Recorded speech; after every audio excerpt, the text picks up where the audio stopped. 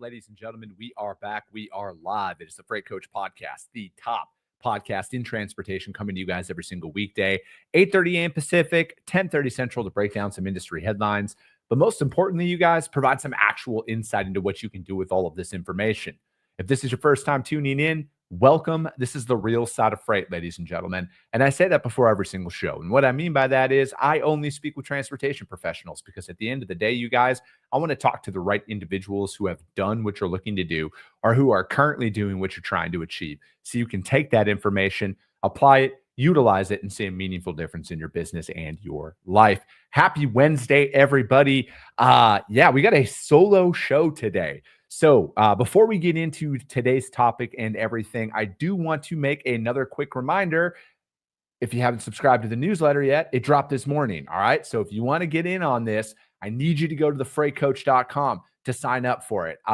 From there, I do this, you guys, because I put out a poll a long time ago, and the overwhelming majority of people voted that they don't like it when people auto sign them up for newsletters. So rest assured, if you go over there and register for it, that's all it's there for. I don't even know how to get access to even who's on it. Christian from my team does all of that stuff. So we're not out there looking to exploit anybody's information at all. But if you want to get in on that newsletter, you guys, go to thefreightcoach.com. It just drops once a week. We just talk about transportation inside of it.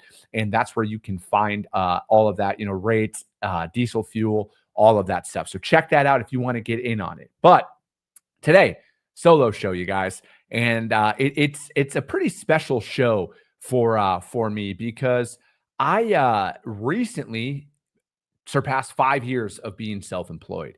I started doing all of this stuff back in April of 2020. I actually I actually filed for my business license on my birthday, April 27th of 2020. And I was out of town for that this year. So we just passed that 5-year mark here about a week and a half ago.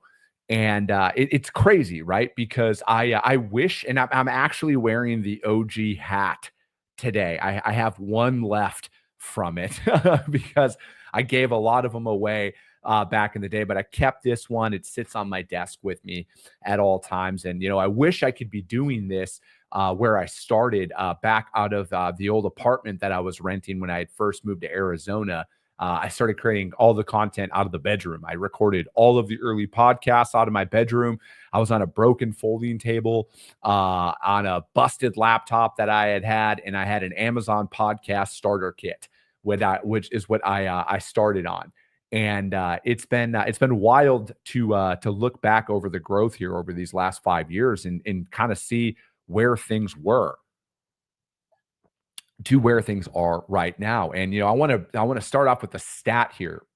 So this is from the U.S. Bureau of Labor and Statistics. About 50% of businesses survive 5 years.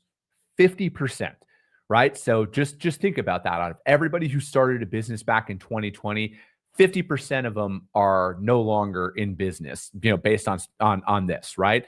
But year 10 as well, only 33% survive 10 years or more in business. And it's crazy, right? It's, to me, entrepreneurship is, it's overly glorified on social media and the internet. And, a lot of people only want to post the highlight reel. They only want to post, the wins or the perceived wins. They want people who are viewing them to think that they have it all figured out. They're perfect. It's all easy. It's all sunshine and gumdrops and everything else. And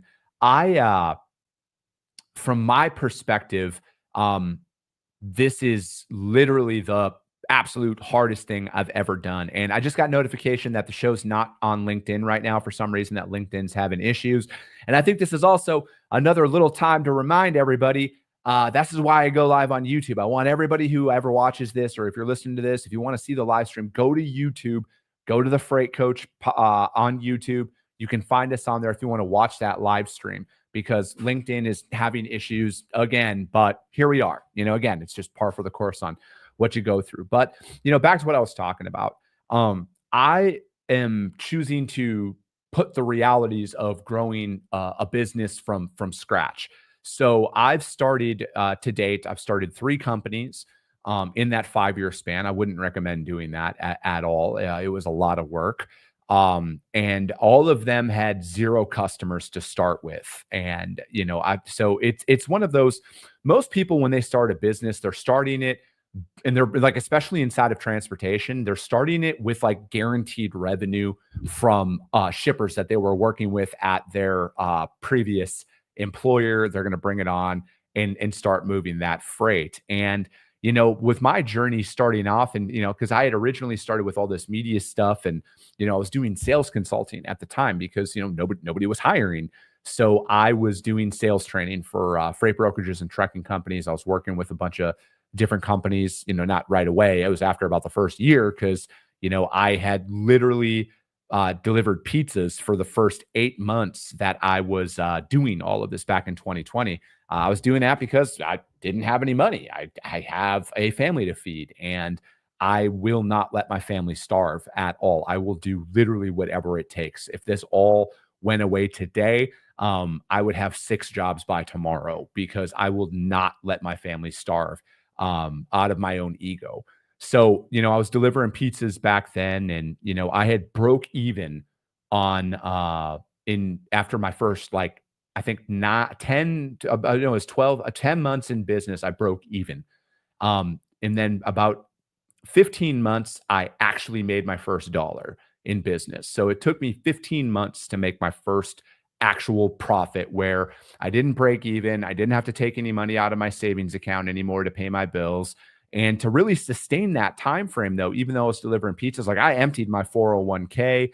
I had, and to this day, I'll be brutally honest, like I'm still building all of this stuff up. And this is my retirement, right? Like I don't have your conventional putting money aside right now. I'm not at a point to be able to do that because, when you are bootstrapping everything, it costs money, right? Like there's just no tree out there that I can shake and money just falls out and I can pay all my bills and pay myself back and all of that stuff. But, at this point though, I'm just like so committed to the process. I'm so committed to the fact that this takes so much longer than you want in the moment. And, I think a fallacy out there that, just because you start a business that you're entitled to become a millionaire, or like because you have a pulse in an LLC, all of a sudden you're just entitled to results. And, I look at it as when you talk to a lot of people when they're first starting out, they're sitting there saying that like they're so busy, they're so busy, they're so busy. And I was one of them. And it was because I had no fucking idea what I was doing. I was literally just staring at my computer screen aimlessly all day, every day, trying to figure things out. Like I taught myself how to edit everything. I taught myself how to use social media, record, create a podcast, all that shit. I had no idea what I was doing at that time. So yeah, it was running around with chicken with my head cut off. But one thing that I had learned, and this is just something that is like what we're finally starting to experience is, so I want to talk about some of the best lessons that I've learned here over these last 5 years. And building systems. All right. This is something, and build it and document it. All right. I want to put that on there. Document your systems because this is going to help control the chaos that you're experiencing out there. And now I say this with 100% confidence. I get more done in a day than most people can in a week because of how dialed in my systems are. My sales system that I follow every single day for business development. So when I'm out there, I have my day broken out. Like every hour of my day is delegated essentially from when I get up to when I go to bed at night with, at this point, it's, RPAs, I call them, revenue producing activities. So, before I do my show I get into my office at 6:30 a.m. every morning. And then by 7 a.m., I will have reached out to all of my current shippers for the day. I've managed all of my current shipments for the day. And then I go and start making phone calls. I start making sales calls, and I get 35 cold calls done before I do my show every day. So I wrapped up my cold calls about 15, 20 minutes before I started the show this morning. and then I will break it up, and then I will start making cold calls almost immediately after. And I rip that Band-Aid off right away because I am just like a lot of people where if I have an excuse to not do something, I'm not going to do it. And I have now developed that discipline inside of my system where I follow this every single day religiously. It does not matter. I'm very fortunate to have a business partner now who can manage all incoming requests. That's how I'm able to do this show now is we have a system in place, excuse me, where he manages everything when I'm doing this. And then when I'm done with the show, Christian from my team, he will come in, he will take the show, he will edit all of this stuff out, he'll clip it, he'll distribute it to social media, he'll post it out there on iTunes and Spotify. And it's a system that we follow that I can delegate my time to where it looks like I'm doing way more than I could if I was on my own, because I am able to do way more now than I was when I had first started. And it was because it took a long time to develop a system to follow every single day. And I would really push a lot of you out there who are listening to this, who are like, I'm always too busy. I never know what I'm doing. You're just essentially herding cats all day long. I want you to start writing shit down. I want you to start tracking the time it takes for you to accomplish those tasks. And then I want you to start seeing where is the areas that you can improve. If something's taking you 3 hours, how can you get it down to 2.5 hours or 2 hours? How can you get more efficient in that time? I like to talk a lot about business development because that's something I have a heavy focus on in there. I would highly recommend you guys read the book Fanatical Prospecting by Jeb Blount. I think that is a very phenomenal book. And then also my friend Kara Brown, The Revenue Engine. I would read those 2 books out there right now, and that will help bring some clarity to your processes on what you're going after, because I feel like there's so much time you spend just chasing dollars without a plan, especially when you're first getting started. Because if you have no revenue, like I had no revenue, if you had no customers, like I had no customers, you don't know where the fuck to start. And excuse me, that's a daunting thing. And I'm telling you, choose one thing. And that's why I am such a proponent of the niche. And I say this because I know what it's like to have no revenue, no customers, no money coming in, and being on the verge of being broke.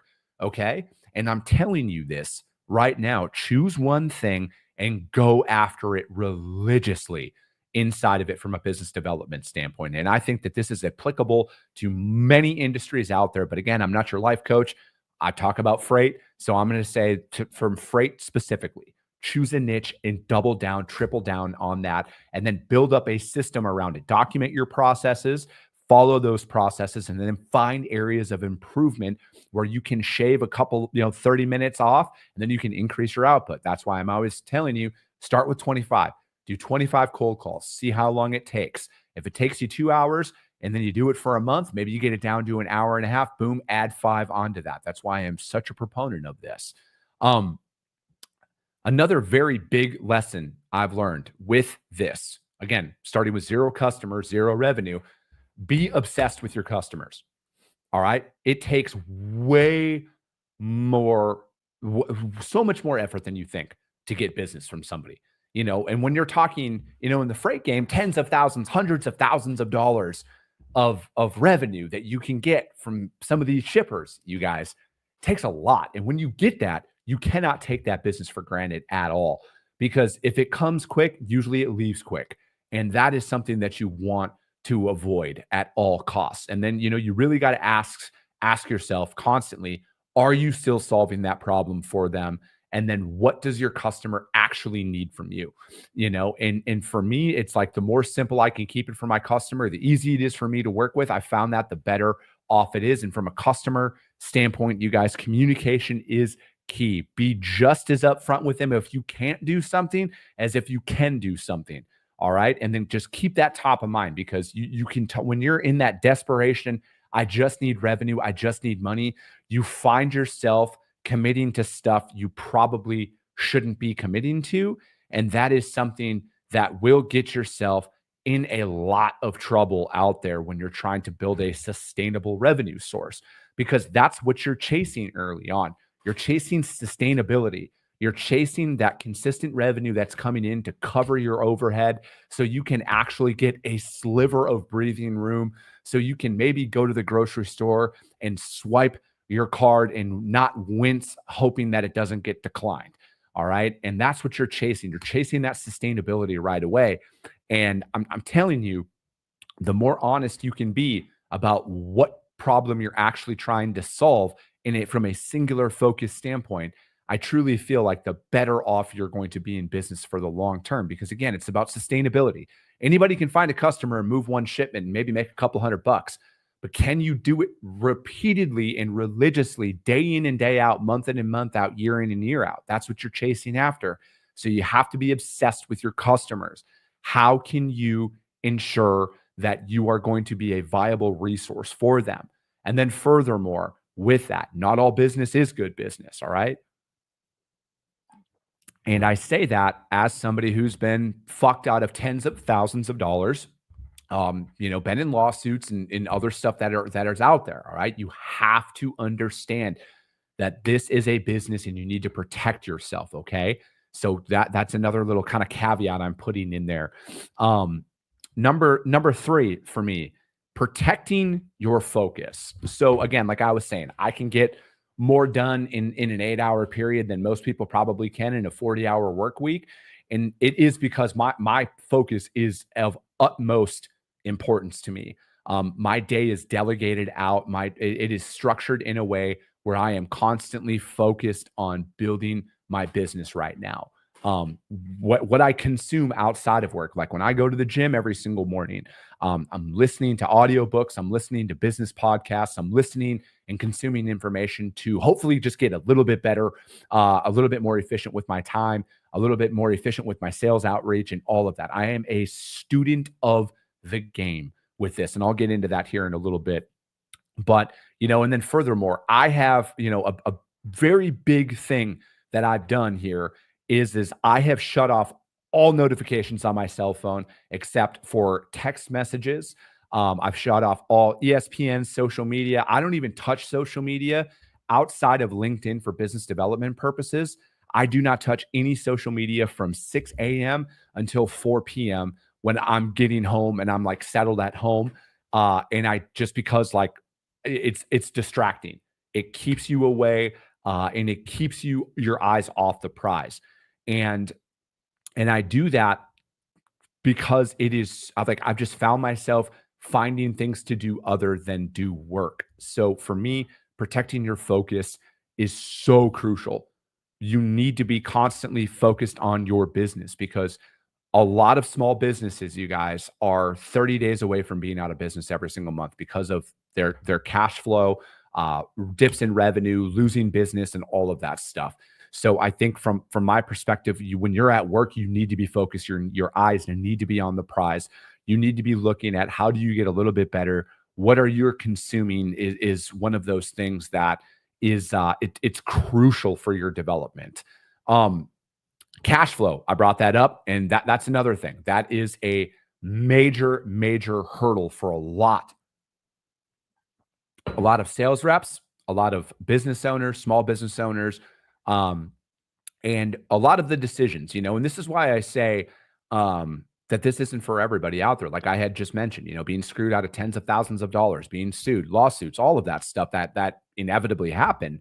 And keeping your eye on cash flow it's so crucial because when you're bootstrapping everything, every decision you make, not every decision that sounds, melodramatic, but a lot of the decisions you make could literally put you out of business in the early stages of it, right? Like when you're building up out there, and that's the decision that's the weight of the decisions that I put on my shoulders when I'm making them is this going to possibly put me under? And you just never know. That's the risk that I am willing to take as an entrepreneur. I don't know if I'm going to show up every day and give it my best, but I can sit here and say all the positive affirmations in the world, but if I don't show up and do the work, I am guaranteeing that I will fail, So for me, it's every decision that I make, I look at how is this going to affect me in the next 5 years, but how do I keep myself sustainable? And is this a dumb decision that is going to cost me way more money than it should. But again, when I'm watching my cash flow, when I'm out there, I have to make those decisions, right? Like going to conferences, I get hit up all the time about, hey, am I going to go to this conference? Am I going to go to that conference? Just for a reference out here. And I'm not saying that conferences aren't worth it, because they are, but a lot of conferences that you go to, it costs a minimum of $5,000 to go to these things. All right. I've gone to a lot of conferences over the years. And if we're talking registration for the conference, we're talking hotels, meals, flights, everything else, we're talking at least $5,000 for some of these shows that are out there. That is a major investment to go. So it's like, you better have the cash flow to cover that stuff, because otherwise, if you rack up major credit card debt that's out there and you cannot pay that off, that's just, it's crippling. So, from my perspective, I'm very choosy about where I will go, especially now that my time is more valuable now than it was when I first started. And I have a lot more responsibilities on my plate. So it's like, if you see me at a show, it's a major investment for me to be there, and there's got to be an ROI. So for anybody out there who's on the fence about going to some of these things, is there an ROI? And that's got to be the thing, because if you're going to spend $5,000 to go to a show or $3,000 to go to a show, you better get at least 5x of an ROI out of that. Otherwise, is it really worth your time, or can you get more accomplished by staying focused, staying at your desk, and really trying to generate new revenue through new business? And that is something that I think that I learned early on, that not every opportunity that comes your way to go to a conference is really worth your time, depending on what stage of business that you're in. As my business becomes more and more mature and I have more and more systems in place, I have more checks and balances in there where I know that the business can run more efficiently if I'm not there, and continue to be efficient when I'm not there. Yeah, things will change at that time. But, for where I'm at today, I'm very choosy about the travel on where I go, because of that. I have to keep my focus on my business development out there, and, my cash flow. That's something that I'm constantly monitoring. It's a little bit different now than it was when I first started, but I am nowhere in the clear where I can just put my feet up and just expect that everything's just going to work out, because it's not. So, number 5 for me, this is probably the most important one, and that is never stop learning. I If there's one thing I know for certain, is I don't know shit about business. All right, I am constantly learning. I am, yeah, that might be over dramatic to make that statement. I know a little bit, but I don't know. I'm constantly learning. I'm never in a situation where I think I've got it all figured out. I'm never in a situation where I think I'm good.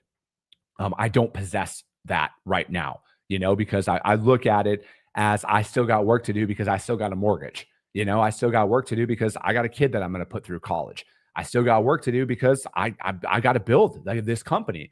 And I'm at a level now where I feel confident showing people, like, what do you have to do to get from 0 to your first million in revenue? I can speak confidently about that, right? But I'm not at 10 million yet, so I got work to do. I got to learn, and I got to surround myself with people who have done what I'm looking to do. And I am very, very fortunate to have a strong network of people that I can reach out to for a lot of stuff. And that comes from the fact that I network constantly. I'm in an entrepreneur group called the Arate Syndicate. If you are an entrepreneur and you are not a member of the Arate Syndicate, I would highly recommend you guys check that out. Like I had mentioned earlier, I'm constantly reading, listening to audiobooks and podcasts. Andy Frisella and Ed Milet have undoubtedly made the biggest impact on my business and myself over these last 5 years. They give away a lot of stuff for free, you guys. They truly do. I would go and follow them. I would follow Alex Hermosi. He puts out a ton of great free content for you to follow. Okay. I would go after and just start there. Start there. Another one that I really enjoy listening to is Patrick Bet-David, another phenomenal entrepreneur who's built a real business. And that's another thing I want to say. When you're out there searching for people that you can learn from, just take your time to research what they've actually done, because the internet is a very confusing place. All right. It's a phenomenal tool, but there are a lot of people out there who are really good at posting content who are just trying to sell you something at the end of the day. They want you to sign up for their course. They want you to sign up for something that they can make money on. And that's all they know is how for them to make money. They can't teach you how to make money because they've never actually done anything. And again, I'm not an entrepreneur guru or anything like that, but I just know that there's a lot of bullshit out there that you can get caught up in. And those guys that I had mentioned there, Andy Frisella, Ed Milet, Alex Hermosi, those are three people, Patrick Beck-David, those are people that I would highly recommend you follow when it comes down to business content. And there's a bunch of other really good ones out there, but I would start there. The Founders Podcast, if you want to get a really good podcast to listen to about successful entrepreneurs, I would download that podcast and I would start listening to that. Excuse me. And I would just go from there, you guys. If you want some book recommendations, I drop those out occasionally, but a really good book that I'm reading right now is it's called Fanatical Prospecting by Jeb Blount. I would start with that book as well. And there's a ton of other good ones out there. The Founders Podcast is based on books of founders that he's read. So there's a whole reading list that's associated with that. And that's one of those things that I never gave enough credit to when I had first started. Reading to me it's essentially free game for you guys. It'll cost you $20-$30. You know, some people out there spend fucking $20 a day on lunch. You know, buy a book and you could literally turn that $20 into a $2 million ROI, you know, because there's plenty of stuff inside of those books for you to follow. But, you know, those are some of those things, you guys, that I've really tried to embody over these last 5 years. Here's one thing I do know. I'm just getting started with all of this. I'm just now feeling the momentum of the work that we've been putting in behind the scenes. And we're just getting started at the end of the day. We are literally just getting started. We got a long way to go. I am not shy when I say I am out to build the largest transportation company in North American history. That is my 40-year goal. That is what 80-year-old Chris is chasing to build one day. Hopefully it comes a lot sooner than that, but that's what we're going after. And it is all done by daily actions. And to kind of summarize everything, that's why I am such a proponent of everybody focusing on their day. Because at the end of it, you guys, if you don't do the work today, tomorrow's goals are never going to fucking happen. And I'm trying to, because this took me like 4 years to realize. And it was after I completed the Live Hard program in 2024. If I don't get my shit done today that I know that I need to get done, tomorrow is never going to work. And that is the mentality that I try and take every single day. Do I win every single day? Absolutely not. I have bad days just like everybody out there. But one thing that I make sure is I do not let one bad day turn into two. All right. And it's a slippery slope with that. So focus in on your day today. If you want to get healthy, win the day. Just focus on your day. If you're looking to increase your sales outreach, focus on today, win the day. What do you have to do to make sure that you get your work done today? You really just need to focus on that. Simplify it to today and today only. And when you can do that, everything becomes a lot more clear. And when you silence social media and you silence all that noise from the peanut gallery of people who are going to be bitching from the sidelines for the next 5 years, and you eliminate all that shit and you keep your eye on the prize, you can do amazing things out there. You truly can. If I can figure it out to make it for 5 years, fucking anybody can. All right. I barely graduated high school. You guys, like, I am just out there. I am too dumb to quit. I am going to show up every single day and I'm going to put my best foot forward. It doesn't matter if I get hung up on 50 times, I'm going to make 51st call. And that's just my mentality with it. Win your day, focus on your day. And then if it doesn't work out, do it for a little bit longer, make a couple of little changes. But again, focus on your day. Do that repeatedly. And I truly feel like things are going to start to make more sense out there. But that is going to be it, ladies and gentlemen. I can't thank you guys enough for being a part of this journey, for tuning in. the fact that tens and 20s of thousands of you tune in every single month is kind of crazy for just being a little old fucking podcast that we got. And all because I decided to put my hat on backwards and rock an orange shirt out there. It's amazing what you can do over a 5-year period, you guys. But I sincerely, from the bottom of my heart, appreciate you all so much for everything. I truly do. None of this is possible without the support and all the people who stop me when I'm out in public and say that this show has helped them and has changed their lives and shit. That's why I want to do this show. That's why I truly feel like God put this in me to do this, is to try and help others at the end of the day, you guys. And I want to do that. And I'm going to continue to do that day in and day out. But that is going to be it. We will be back tomorrow. We got more guests coming on. As always, you guys, if you got value in what you heard, subscribe to the show. If you're feeling really ambitious after this one, which I hope you are, rank the show on iTunes and Spotify, you guys. If you think I gave you 5 stars of information, give me 5 stars out there, because that's how your network's going to see value. And if you saw value, your network's going to see value as well. I appreciate you guys. I love you guys, and we'll be talking to you soon.